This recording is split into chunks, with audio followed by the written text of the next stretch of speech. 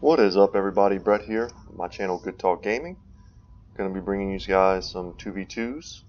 The battle map is Battle of Varg Camp, and I'm going to be playing as the Warriors of Chaos today with Prince Sigvald as my lord choice.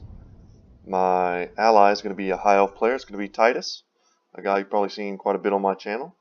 And we're going to be up against the Empire and the Greenskin, so kind of a anti-lore groups here. The High Elves would certainly never team up with Chaos, and the Orcs would never team up with the Empire, that is for sure.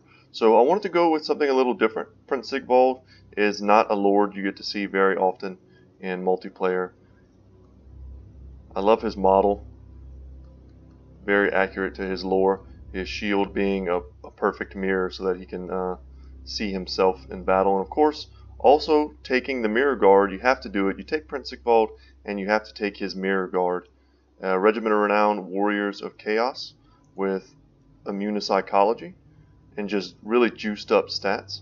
Behind them is the Demon Spew, so kind of a Nurgle themed Forsaken unit.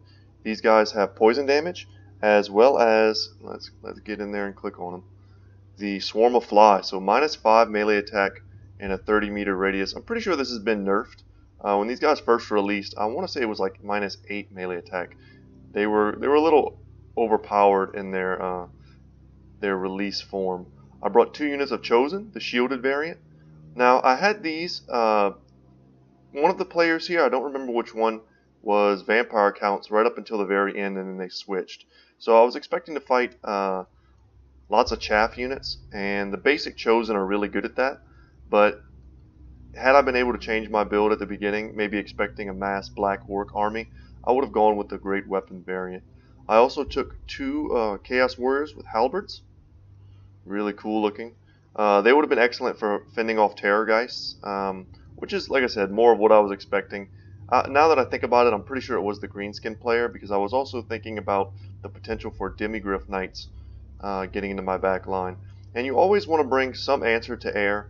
My ally was a little bit reluctant to bring any kind of skirmisher units, which I felt like we really needed. I wanted to be the one taking care of the front line, Chosen, the mirror guard, very heavy duty. I was going to no doubt win any infantry fight we were going to get involved with, especially with this giant here on our side. Take a look at that guy, just how big he is compared to these superhuman Chosen. But convinced him to bring a few range units, and they do pay off for us, but you still want to have Marauder Horsemen, and I'm going to show you why in this game. As cheap as they were, I had so much. These might be the MVPs of the entire battle. These 2 Marauder Horsemen here, as well as this uncontested Hell Cannon, which, when used in the hands of these very capable Chaos Dwarves, is going to cause a lot of havoc throughout the course of this game. And I'm going to be switching their targets. Right now they've been firing on the Crimson Killers, so the Regiment of Renown Black Orcs. They're armed to the teeth, as their unit card will tell you. But there you see their dual-wielding great axes. These guys are just anti-infantry murderers. So getting them at least down to half health early was kind of my goal. Unfortunately, the tracking on the Hell Cannon shots was a little off. So I end up, I give up after 1 or 2 bad shots, and I start taking out other high-end targets. So quickly going over my allies' front line. He likes to bring Swordmasters of Hoeth, and I can't say I disagree with that. They're very expensive, but excellent anti-infantry. They're going to be great against everything our opponents here have brought. Front lines of halberds and then tons of savage orc biggins. Yeah, they're going to do very well against them, especially when they're backed up by Alariel the Radiant and her healing. With the Star of Avalorn, as well as Earthbloods, you can keep them in the fights for a very long time. If you start healing them before they lose their unit models, then you're going to get a lot of value out of them. 3 units of Spearmen to protect the flanks and the back line, I like it. And when it comes to skirmishing against the Empire and the Orcs, their skirmishers, their ranged options, they're not going to be like Dwarf Thunderers, for instance, shielded units with heavy armor. You only need the superior range of the archers. You could have even gone the more basic version. I think these are the light armor versions. You don't even need those. Save a little bit of gold, because you're going to be skirmishing against something like handgunners with less range, and worse lines of sight, and you'll probably be able to decimate them with focus fire before they even get into range and begin to shoot. 2 units of Illyrian Reaver Archers, one of the strongest units in the High Elf roster in my opinion. They fire while moving, and I want to say it's a 360 fire as well, with very good range, so 140 range on the move, which is almost identical to the handgunner's range. So you can run circles around some builds with these units completely uncontested, and they'll get a ton of damage in, but they're also not pushovers in melee with their martial prowess active. You'll see here 32 melee attack, 34 melee defense. So, and even 27 weapon strength is not bad. You get these guys into a back line, and they will do a lot of damage. The Empire player here, front line of halberds, as I've already mentioned. A few cheap spearmen to guard the flanks. 1 Demigryph Knights with halberds, an excellent choice. We'll see how he uses these this game. And some Pistoliers, you know. Short range, decent armor piercing on these guys. But they're very squishy. You want to be careful how you use them. You can't really engage them in melee in the same way that you can, let's say, the Illyrian Reaver Archers once they run out of ammunition. So hopefully he finds a home for them. And then kind of the big deal in his army is the Hellstorm Rocket Battery. Now, once again, a unit you don't get to see very often. They've had some changes recently. I want to say they increased their range. They're now at 480 range, which is huge. May in fact be the highest range artillery piece in the game as of this recording. And there was a few other changes. I want to say maybe they gave them a slight increase in accuracy, something to that effect. But they're pretty deadly, and you see he's going to be getting some nice shots into these very high value High Elf units. The High Elf player, he's moving forward with his archers. He's putting them in the front lines. Perhaps not necessary. These engagements, we were already so close to each other that they could have pretty easily safely stayed behind the Swordmasters. But I understand wanting to get that increased range over the front line while these guys stay back behind their halberds. I understand that for sure. We also have a Light Wizard with just the Nets of Amnitok to tie down units, as well as Balthazar Gelt up on his Pegasus Quicksilver. And he has Final Transmutation. He has his staff. Let's see if we can click on him. I'm not able to do it. I think it's called the Staff of Alans, I want to say. Correct me if I am wrong. But I think it has super increased Winds of Magic recharge rate. So that plus Arcane Conduit, which he also took, he's going to get lots of Winds of Magic if we're not able to shut him down early. And a single Witch Hunter, who also has been stripped down to just have Accusation, which is a solid choice.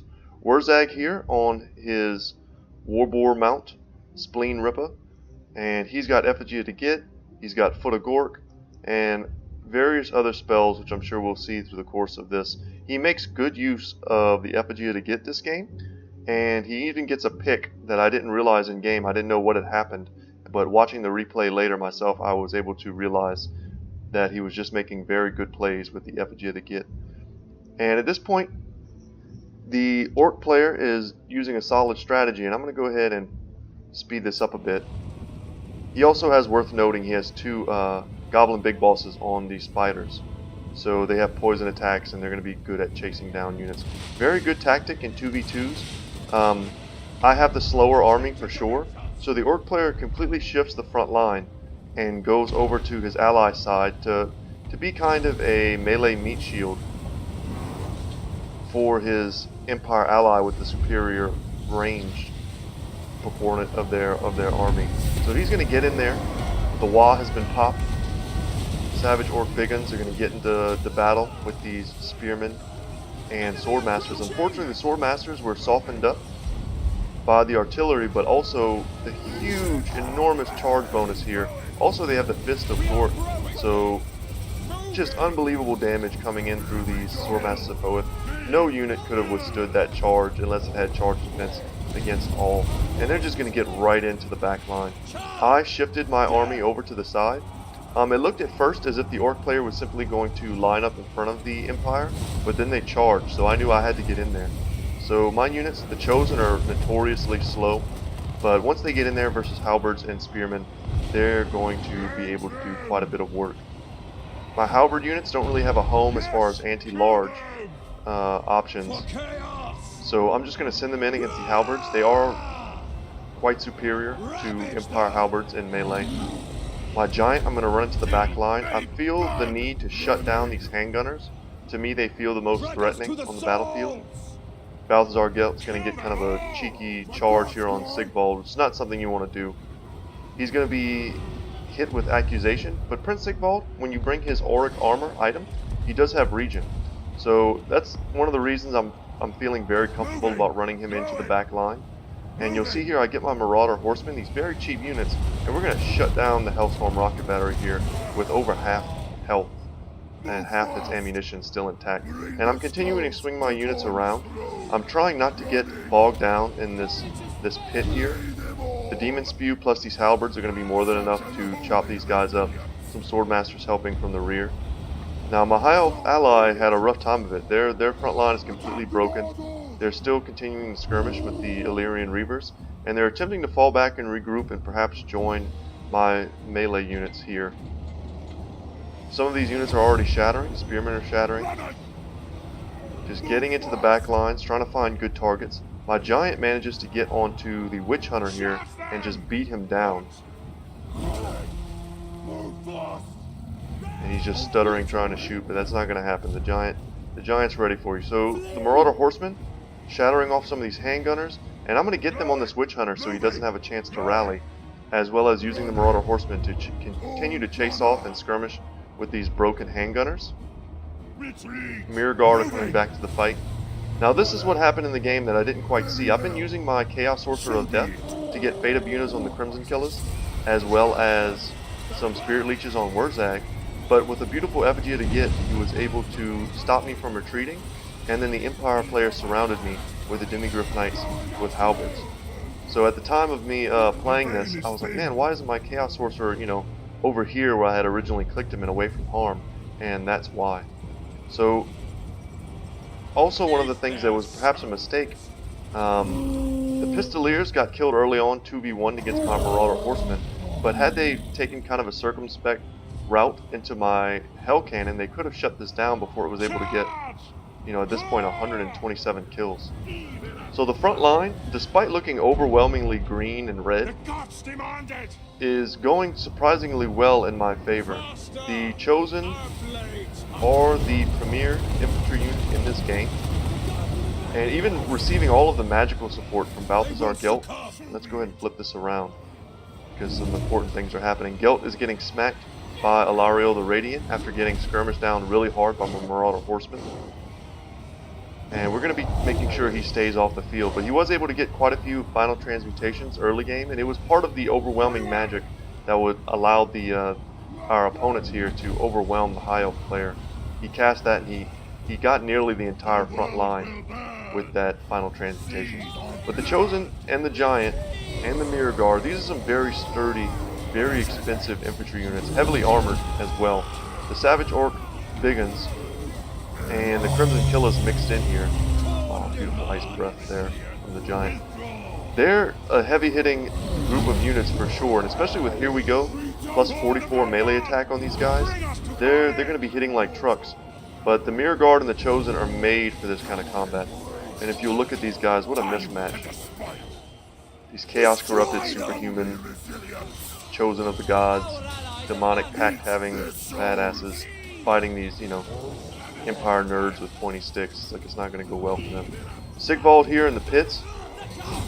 Like I said, he's one of those units you take him instead of something like Kolek because he's about 1,000 gold cheaper and he has regen. So if you're expecting to have your Lord snipe, and I very much was against an Empire player, a few cannons, or the Cannon of the Witches, or the Hammer of the Witches rather, can put Kolek in a trash can, and he's too expensive for that. So against the units that rely on heavy gunpowder siege equipment, artillery pieces like cannons, I would prefer to go cheap and resilient, and that's exactly what Sigvald gives you.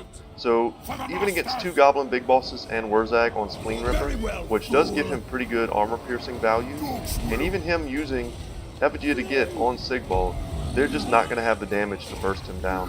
And he's surrounded by halberds, which are helping to fend off, and do damage to the large targets that are the big bosses in Warzag. And the Savage Orc Biggins, unfortunately for him, do not have the best of leadership, so they're not going to be able to stand and fight in the same way that, let's say, my Chosen have been, just in the pit. So the halberds, to their credit, do have armor piercing, which will allow them to hurt the Chosen.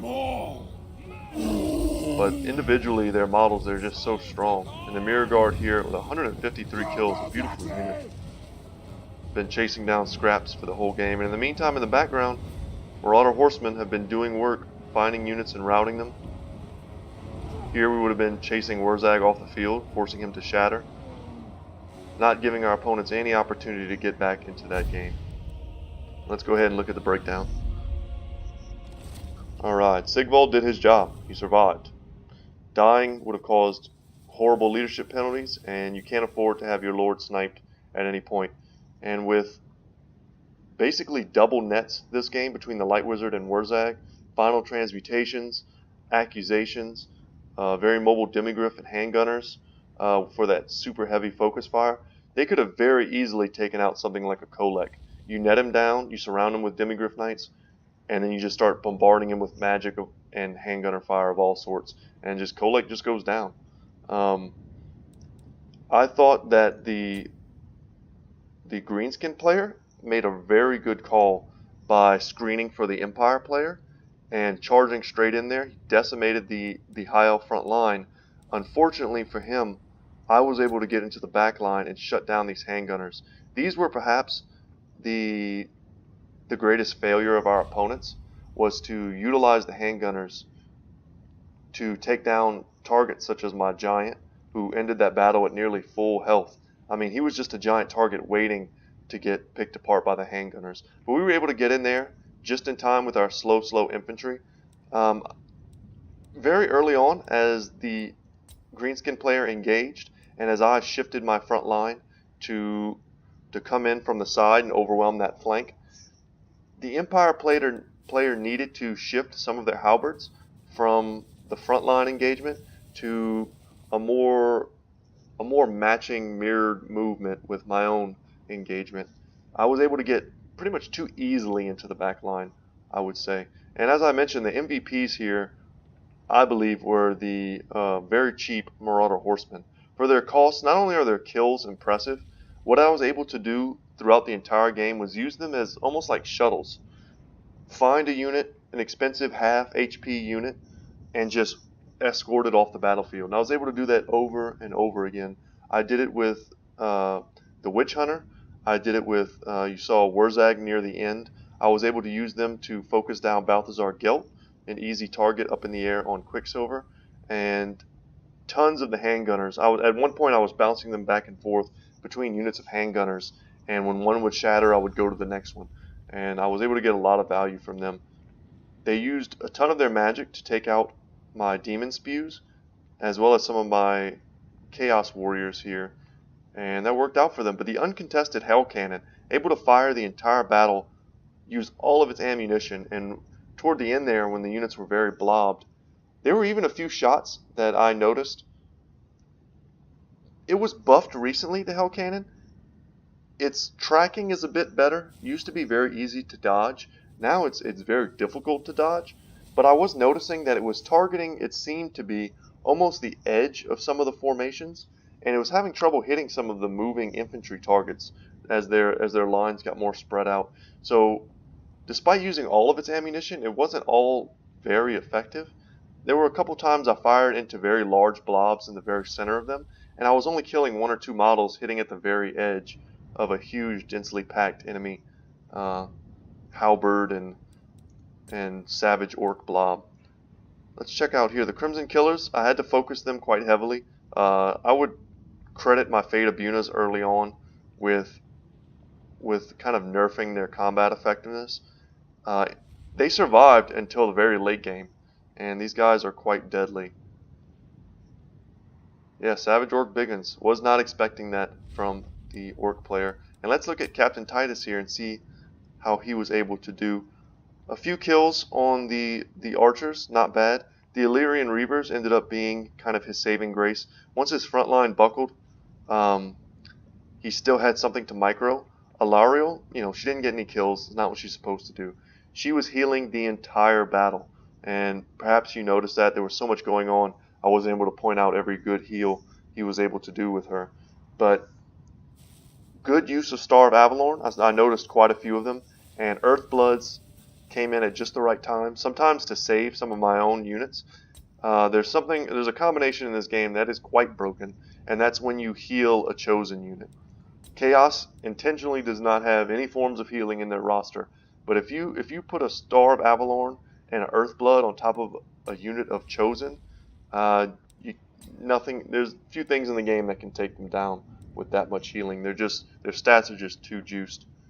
And unfortunately, the Fireborn here didn't get to do much work.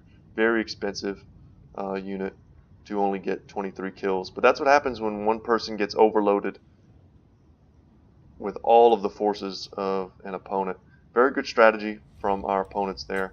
And I just want to say thank you to everyone for playing this game and for being good sports. And guys, if you like this video, hit that thumbs up button. That lets me know that I'm doing a good job. Comment down below if you see something that I missed, or if you want to get in on some of these games. Just add me on Steam. My name is Good Talk Gaming, and I'd be happy to play some games with you. And if you haven't already, please subscribe. I notice every single subscriber I get, I'm currently, I think, at 13, rocking 13 good subscribers. And yeah, just looking forward to meeting you guys. And without any further ado, that'll be it for me today. My name is Brett, and I hope you have a good one. Later.